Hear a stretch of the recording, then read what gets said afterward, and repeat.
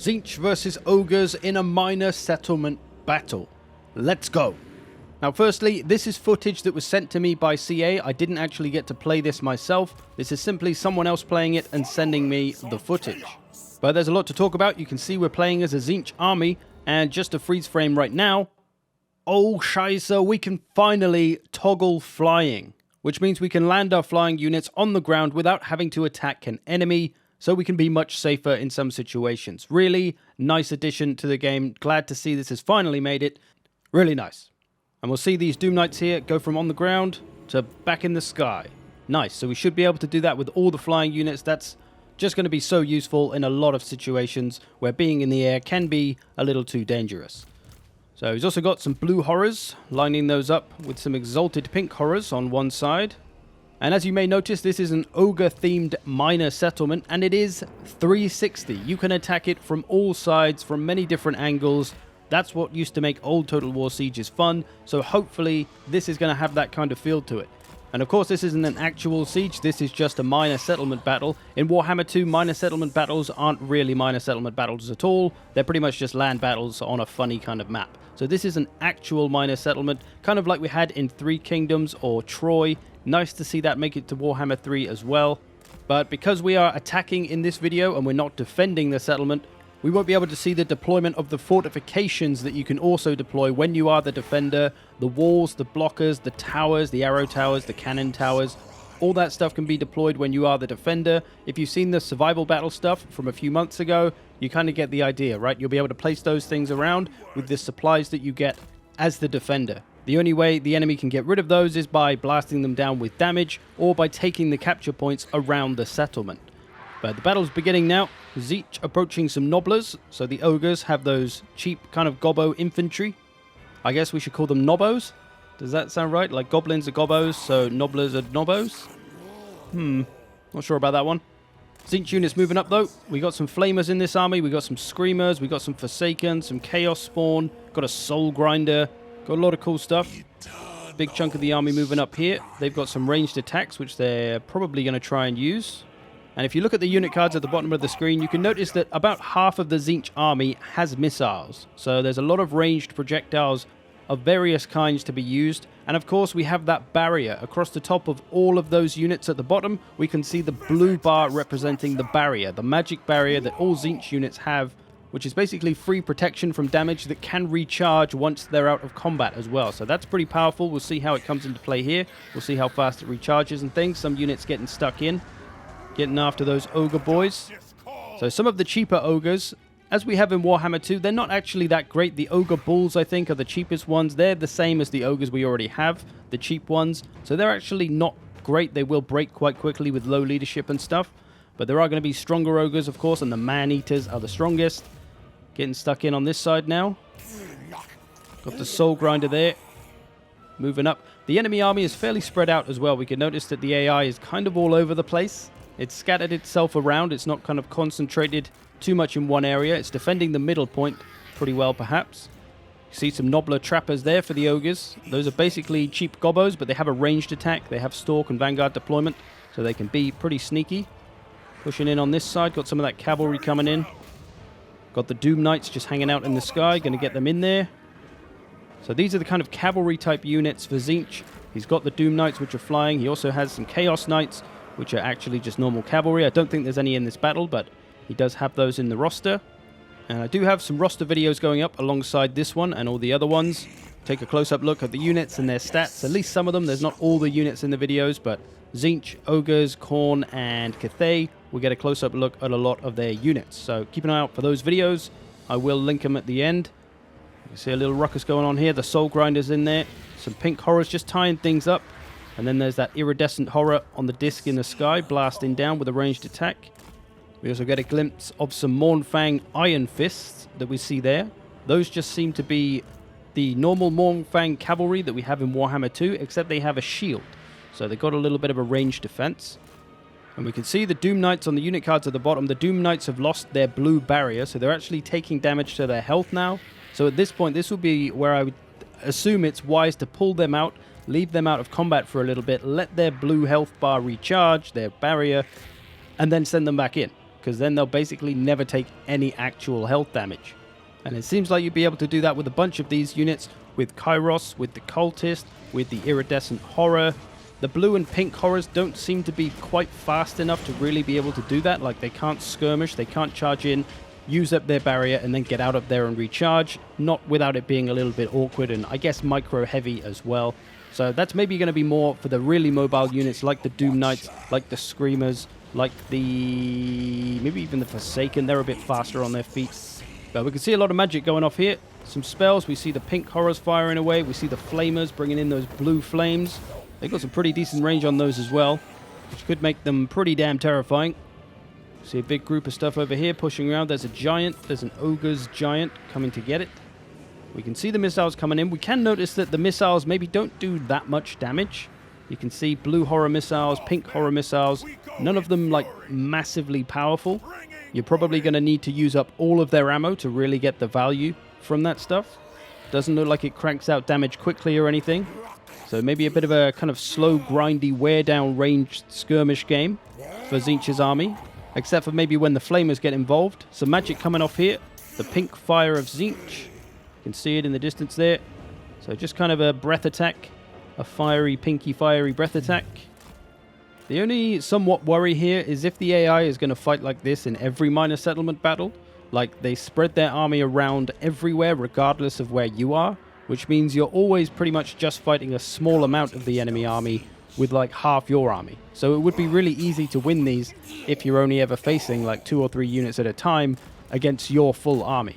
You know, if they don't really think about where they're positioning themselves, that could be a problem. Because in a siege, in a full-walled siege, they do react to where you are, right? If you put all of your army outside their settlement on the right side, then the defending AI will put its units on that same side. So it's kind of matched up to you.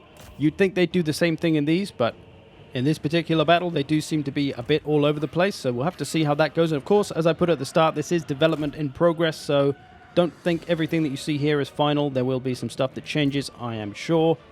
But one thing we can notice 5 minutes into this battle here is that if you look at the green health bars of the Tzeentch army, there's very little lost. There's very few units that have actually lost any health.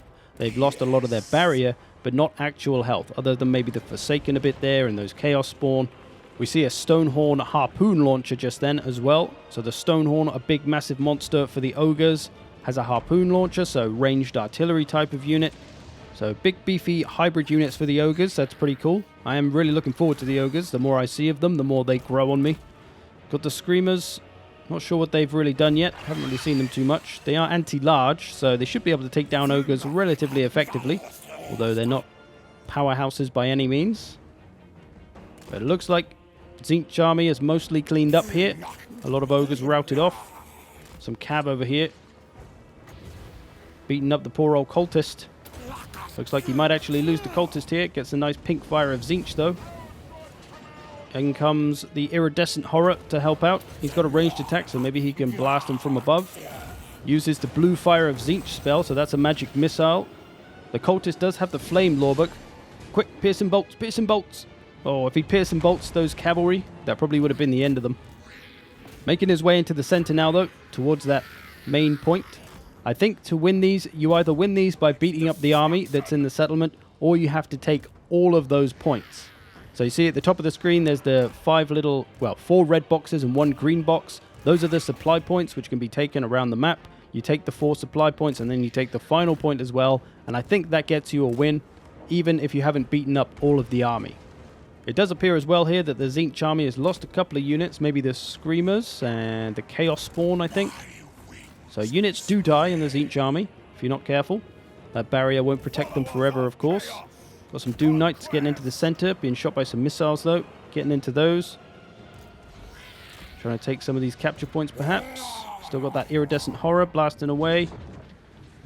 Bit of stuff around this side, so kind of the blue horrors and the pink horrors, Forsaken, Chaos Spawn, they're just kind of tying everything up. And then it's the Doom Knights, the Soul Grinder, I guess the missiles of all the units, and the Flamers especially. The Flamers seem really strong.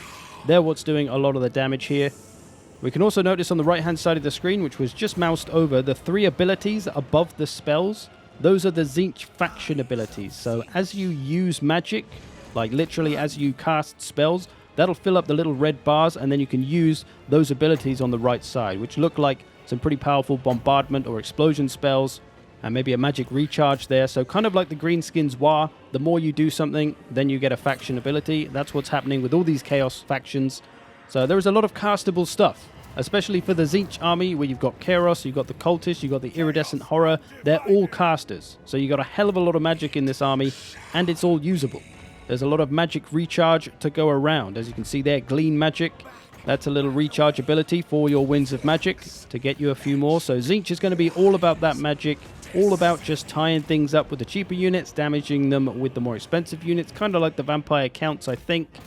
Looks like the Soul Grinder has taken a bit of a pounding from something, and he is about to disappear. And of course, he and many other units are demonic units, so they will become unstable and then eventually be banished, as demons do. Much like the Vampire Counts, they crumble and then they disintegrate. But coming down on the last point now, he's surrounding this center, charging it all in. Still got Kairos around there, and he's about to drop a Penumbral Pendulum. Finally, something we recognize, eh? Good old Warhammer 2 spell. There that goes. Brings in the Doom Knights, getting that flank on. Everything's just charging into the Blue Horrors, and he's going to try and maybe flank it with the Doom Knights. He does. Maybe he should have left them out of combat for a second to recharge their ability. There's a nice bit of dirt. Good close-up of that. And there's the final point, and it's looking like he's going to do it. The favor bar is good. Got a lot of units left. Just got to wear down some Nobos, and then we should be okay. Still got the Stone Horn to deal with, actually. That's a big boy. Doesn't have a ton of health, though, so he should be able to take that down. There's an Ogre Cav coming up. Maybe we'll get a bit bothered by that. Some nice charges from those Ogre Cavs. Could do something.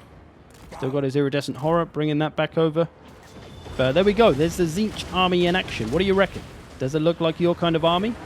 I think it's going to be one that's maybe a little bit more complicated to play than people might think. Kind of like the Skaven. You think the Skaven are going to be quite easy, but you actually really need to kind of plan things pretty well with the Skaven to be effective. Feels like this might be a similar deal with all of this. You got to make sure you use a lot of that magic as well. Here's the Storm of Fire. This is one of the faction abilities. Let's see how it goes. Oh, looks like these Nobblers are going to move just in time. Although it looks like it has a pretty wide radius. Might still get them. Is it coming? There it is. Oh, it's like a rain. Like Tzeentchy colored rain. That's pretty cool. That's got a pretty wide area as well, so that'll probably do a lot of damage in a big clump. It's good that the AI moved out the way, though. They had the sense to move out the way and not just sit there in it. So that's pretty good. Nice bit of AI intelligence. Another pendulum. But yeah, Tzeentch army looks like a fun one to play, but like I say, maybe a little complicated. Especially micro-heavy if you really want to make the use of those barriers well. Charging in those faster units and getting them out all the time to let them recharge and things like that. Could be very powerful, but very micro-intensive. The other question we have from this is, with minor settlements, are we going to see them all the time? Are we going to have these fights literally every time we attack or defend a settlement? How many land battles are we going to play in a campaign now? If we're always fighting these at settlements, our land battle is kind of going to die off a little bit. Because that's kind of what happened in Troy, right? This is the kind of stuff we had in Troy and Three Kingdoms. It meant that you didn't really fight as many land battles as one might like. Personally, for me, I love a good land battle. I don't really want to fight like 5 minor settlement battles for every land battle I fight. I'd rather the other way around. I want to fight 5 land battles and just throw in the occasional minor settlement or siege battle every now and again. That's at least my preference. Let me know what you prefer. I'm curious if people prefer land battles or sieges. Obviously, we haven't all played these yet, so we don't really know how fun they're going to be, but they look kind of fun. But there we go. A Tzeentch minor settlement battle, a victory in this case. Let me know what you think. How'd you feel about the Tzeentch army? How'd you feel about the minor settlements? What do you reckon? I hope you've enjoyed this. Thanks for watching. I'll see you in the future.